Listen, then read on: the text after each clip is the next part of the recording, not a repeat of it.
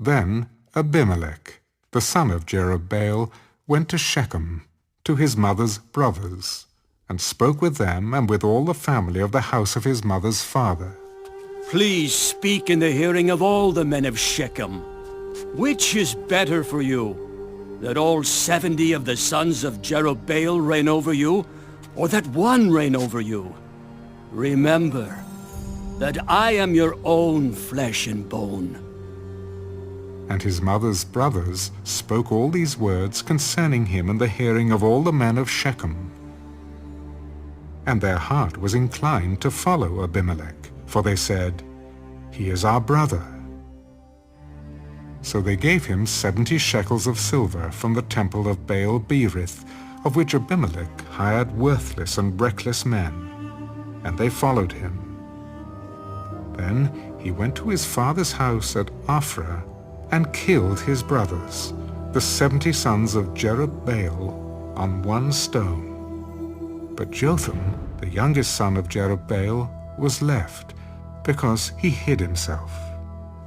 And all the men of Shechem gathered together, all of Beth Millo, and they went and made Abimelech king, beside the terebinth tree at the pillar that was in Shechem.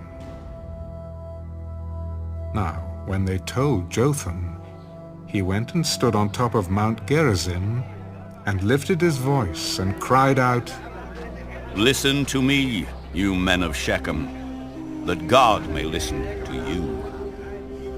The trees once went forth to anoint a king over them. And they said to the olive tree, 'Reign over us.' But the olive tree said to them, 'Should I cease giving my oil, with which they honor God and men, and go to sway over trees?' Then the tree said to the fig tree, 'You come and reign over us.' But the fig tree said to them, 'Should I cease my sweetness and my good fruit, and go to sway over trees?'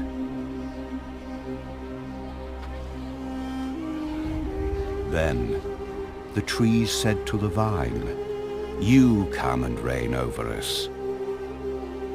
But the vine said to them, 'Should I cease my new wine, which cheers both God and men, and go to sway over trees?' Then all the trees said to the bramble, 'You come and reign over us.' And the bramble said to the trees, 'If in truth you anoint me as king over you, then come and take shelter in my shade. But if not, let fire come out of the bramble and devour the cedars of Lebanon. Now therefore, if you have acted in truth and sincerity in making Abimelech king, and if you have dealt well with Jerubbaal and his house, and have done to him as he deserves, for my father fought for you, risked his life, and delivered you out of the hand of Midian. But you have risen up against my father's house this day, and killed his 70 sons on one stone, and made Abimelech, the son of his female servant, king over the men of Shechem, because he is your brother. If then you have acted in truth and sincerity with Jerubbaal and with his house this day, then rejoice in Abimelech, and let him also rejoice in you. But if not, let fire come from Abimelech, and devour the men of Shechem and Beth Millo, and let fire come from the men of Shechem and from Beth Millo, and devour Abimelech. And Jotham ran away and fled. And he went to Beer, and dwelt there, for fear of Abimelech his brother. After Abimelech had reigned over Israel 3 years, God sent a spirit of ill will between Abimelech and the men of Shechem, and the men of Shechem dealt treacherously with Abimelech, that the crime done to the 70 sons of Jerubbaal might be settled, and their blood be laid on Abimelech their brother, who killed them, and on the men of Shechem who aided him in the killing of his brothers. And the men of Shechem set men in ambush against him on the tops of the mountains, and they robbed all who passed by them along that way. And it was told Abimelech. Now Gaal, the son of Ebed, came with his brothers and went over to Shechem, and the men of Shechem put their confidence in him. So they went out into the fields, and gathered grapes from their vineyards, and trod them, and made merry. And they went into the house of their God, and ate and drank, and cursed Abimelech. Then Gaal, the son of Ebed, said, Who is Abimelech, and who is Shechem, that we should serve him? Is he not the son of Jerubbaal, and is not Zebul his officer? Serve the men of Hamor, the father of Shechem. But why should we serve him? If only this people were under my authority, then I would remove Abimelech. So he said to Abimelech, Increase your army, and come out. When Zebul, the ruler of the city, heard the words of Gaal, the son of Ebed, his anger was aroused, and he sent messengers to Abimelech secretly. Take note, Gaal, the son of Ebed, and his brothers have come to Shechem, and here they are, fortifying the city against you. Now therefore, get up by night, you and the people who are with you, and lie in wait in the field. And it shall be, as soon as the sun is up in the morning, that you shall rise early and rush upon the city. And when he and the people who are with him come out against you, you may then do to them as you find opportunity. So Abimelech and all the people who were with him rose by night and lay in wait against Shechem in 4 companies.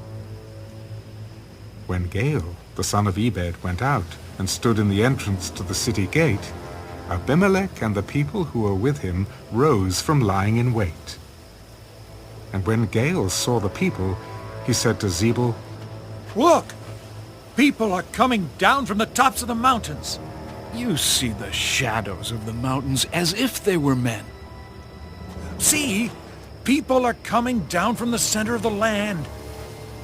And another company is coming from the diviner's terebinth tree. Where indeed is your mouth now, with which you said, Who is Abimelech, that we should serve him? Are not these the people whom you despised? Go out, if you will, and fight with them now. So Gaal went out, leading the men of Shechem, and fought with Abimelech. And Abimelech chased him, and he fled from him. And many fell wounded to the very entrance of the gate.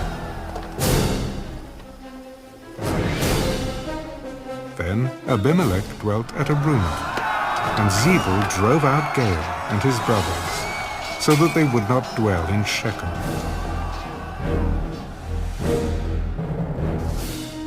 And it came about on the next day that the people went out into the field, and they told Abimelech.